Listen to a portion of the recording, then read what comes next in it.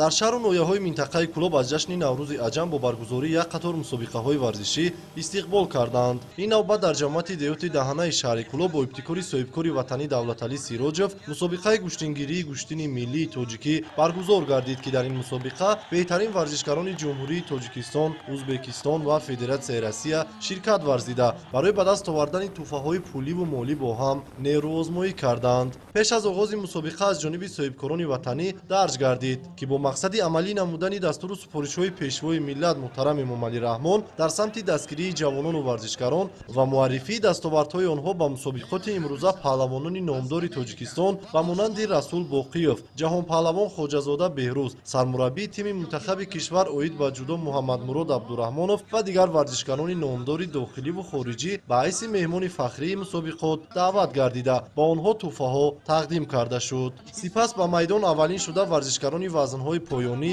аз 50 то 80 килограмм даъват гардида бо ҳам нерӯозмоӣ карданд. дар ин рӯз ҳам варзишгарони тоҷик ва ҳам варзишгарони узбек бар рақибон пайваста ғолиб омада бо тӯҳфаҳо қадршиносӣ шуданд. қайд гардид, ки маҳз бо шарофати сиёсати инсонпарваронаи сарвари муаззами миллат муҳтарам Эмомалӣ Раҳмон ва президенти кишвари Узбекистон муносибатҳои ин ду кишвари дӯсту бародар бо ҳам қавӣ гардида ба мусобиқоти имрӯза беҳтарин паҳлавонони ҳамсоя кишвар даъват шуданд. Сегодня у меня такое впечатление остался. Столько народа и видит, это очень приятно мне. Что я и видел и новые борцов, молодых, и будущее у них стоит перед защищать честь страны. Они будут в дальнейшем и Олимпийских играх, и чемпионатах мира. Я им желаю только удачи и побед. Сейчас как наши президенты открыли дорогу, границы уже нету. Это тоже благодарность правительству, нашим президентам. ёдовар мешавем, ки дар ин мусобиқа ба ғайр аз тӯҳфаҳои пуливу молӣ 4 шоҳ-ҷоиза барои сабқатҳои ҷолибу ҷозиби паҳлавонон гузошта шуд. варзишгарони гаронвазни ҷумҳурии Узбекистон сабқатҳои худро бо рақибони тоҷикистонӣ бештар дуранг намуданд. барои ба даст овардани шоҳ-ҷоизаи аввали мусобиқот ду паҳлавони ҷавону умедбахши кишвар Ҷаҳонгир Маҷидов ва Амонулло Паҳлавон баъди ба шикаст дучор намудани рақибони худ аз дастаи Узбекистон бо ҳам ба майдон баромаданд. майдондории ду паҳлавони ҷавон барои мухлисон басо шавқовар ҷараён гирифт ва баъди рақобати зиёд паҳлавони номдори кишвар Ҷаҳонгир Маҷидов бо як партофти зебои худ ғолибият ба даст оварда соҳиби автомашинаи сабукрав гардид. дар вазъияти тантанавӣ ғолиби ин рақобат аз ҷониби соҳибкори ватанӣ Давлаталӣ Сироҷев бо калиди автомашинаи сабукрав қадршиносӣ карда шуд. дар водии Раш ва дар шаҳри Бохтар низ иштирок кардем ва дар шаҳри Бохтар ба гирифтани шоҳ-ҷоиза уштур мушарраф гаштем ва ман хурсанд аз он ҳастам, ки имрӯз дар мусобиқот дар шаҳри Кӯлоб ба гирифтани шоҳ-ҷоиза автомобил мушарраф гаштам ва ман сипоси худро ба пешвои миллат муҳтарам Эмомалӣ Раҳмон мерасонам, ки чунин гӯштингҳоро ҳар сол ташкил мекунанд. баъдан барои ба даст овардани шоҳ-ҷоизаи дигари мусобиқа ду паҳлавони номдори кишвар Саидҷалол Саидов ва Шорух Амирхонов ба майдон баромаданд.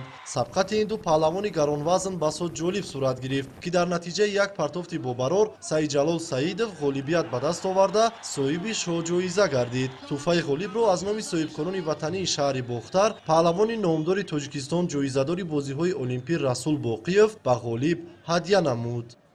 имрӯз дар ин ҳавои хеле зебо дар кӯҳсор, ки як наврӯзии гӯштингири анъанаи мардуми тоҷик мебошад, имрӯз дар ин ҷо як гӯштинги хеле хуб аз тарафи бародарон Сироҷевҳо соҳибкоро ҳастанд барои варзишгарон пешниҳод гардид. хеле як гӯштинги хуб, як гӯштини зебо меҳмонон аз ҷумҳурии ҳамсоя ҷумҳурии Узбекистон ва ҳама гӯштинги хуб гуфт, ҳама аз ин гӯштинг розӣ буд ва хушбахтона ман соҳиби шоҳ-ҷоиза гардидам.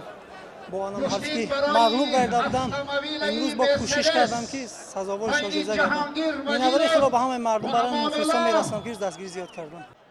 дар идомаи ин тадбири варзишӣ яке аз шоҳ-ҷоизаҳои дигари мусобиқа барои иштироки фаъолонаи варзишгарони ҷумҳурии Узбекистон ба ин даста ҳадя карда шуд. ёдовар мешавем, ки дар мусобиқа паҳлавонони дигари мамлакат ба монанди Абубакр Раҳмонов, Фирдавс Насимов, Ҷумахон Назриев, Комрон Карликов, Дадахон Қурбоналиев, Хуршед Маҷидов, Одил Сафаров, Абубакр Зоиров, Сорбон Латипов, Шарифҷон Назриев ва дигар паҳлавонони номдори кишвар ҳунарнамоӣ карда баъди ҳар як ғолибият бо тӯҳфаҳои пуливу молӣ сарфароз гардонида шуданд. мусобиқаи мазкура бошад доварони дараҷаи байналмилалӣ Зариф Назриев, Абдулло Танғуриев, Ҳасан Абдуллоев ва дигарон ҳакамӣ карданд.